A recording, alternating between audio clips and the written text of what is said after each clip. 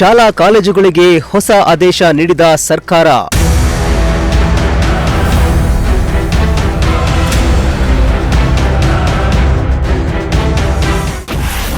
ಕೇಸರಿ ಶಾಲುಗೆ ಬ್ರೇಕ್, ಹಿಜಾಬ್ಗೆ ಅವಕಾಶ. ರಾಜ್ಯ ಸರ್ಕಾರ ಶಾಲಾ ಕಾಲೇಜುಗಳಿಗೆ ಹೊಸ ಆದೇಶ ಜಾರಿ ಮಾಡಿ ಆದೇಶ ಹೊರಡಿಸಲಾಗಿದೆ. ಬಿಜೆಪಿ ಸರ್ಕಾರ ಹೊರಡಿಸಿದ್ದ ಆದೇಶವನ್ನ ಹಿಂಪಡೆದು ಹೊಸ ಆದೇಶವನ್ನ ಸರ್ಕಾರ ಹೊರಡಿಸಿದೆ. ಹೌದು, ರಾಜ್ಯದ ಸರ್ಕಾರಿ ಶಾಲಾ ಕಾಲೇಜುಗಳಲ್ಲಿ ಕೇಸರಿ ಶಾಲು ಧರಿಸುವುದನ್ನು ನಿರ್ಬಂಧಿಸಿ ಹಿಜಾಬ್ ಧರಿಸಲು ಅವಕಾಶ ನೀಡಿ ಸರ್ಕಾರ ಆದೇಶ ನೀಡಿದೆ.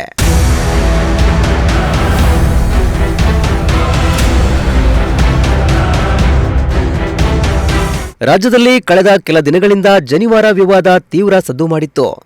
ಸಿಇಟಿ ಪರೀಕ್ಷೆಯಲ್ಲಿ ಕೇಂದ್ರದಲ್ಲಿ ವಿದ್ಯಾರ್ಥಿಗಳ ಜನಿವಾರ ತೆಗೆದ ಪ್ರಕರಣಗಳು ತೀವ್ರ ವಿವಾದಕ್ಕೆ ಕಾರಣವಾಗಿತ್ತು.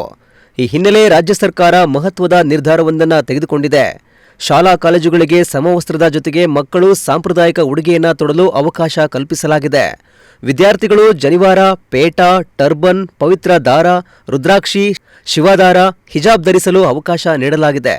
ಈ ಶೈಕ್ಷಣಿಕ ವರ್ಷದಿಂದಲೇ ಈ ನಿಯಮ ಜಾರಿಯಾಗಲಿದ್ದು 1ರಿಂದ 12ನೇ ತರಗತಿಗೆ ಮಾತ್ರ ಅನುಮತಿ ನೀಡಲಾಗಿದೆ.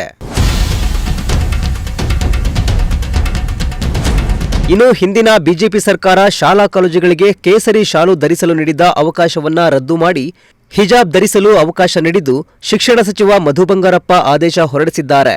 ಒಟ್ನಲ್ಲಿ ರಾಜ್ಯ ಸರ್ಕಾರ ಹೊಸ ಸಮವಸ್ತ್ರ ನೀತಿಯನ್ನ ಜಾರಿಗೆ ತಂದಿದ್ದು ಮುಂದಿನ ದಿನಗಳಲ್ಲಿ ಹಿಜಾಬ್ಗೆ ಪರ್ಮಿಷನ್ ಕೊಟ್ಟು ಕೇಸರಿ ಶಾಲುಗೆ ಖೋಕ್ ಕೊಟ್ಟಿದ್ದು ಮುಂದಿನ ದಿನಗಳಲ್ಲಿ ಯಾವ ರೀತಿಯ ಪರಿಸ್ಥಿತಿ ನಿರ್ಮಾಣವಾಗಲಿದೆ ಅನ್ನೋದನ್ನ ಕಾದು ನೋಡಬೇಕಿದೆ.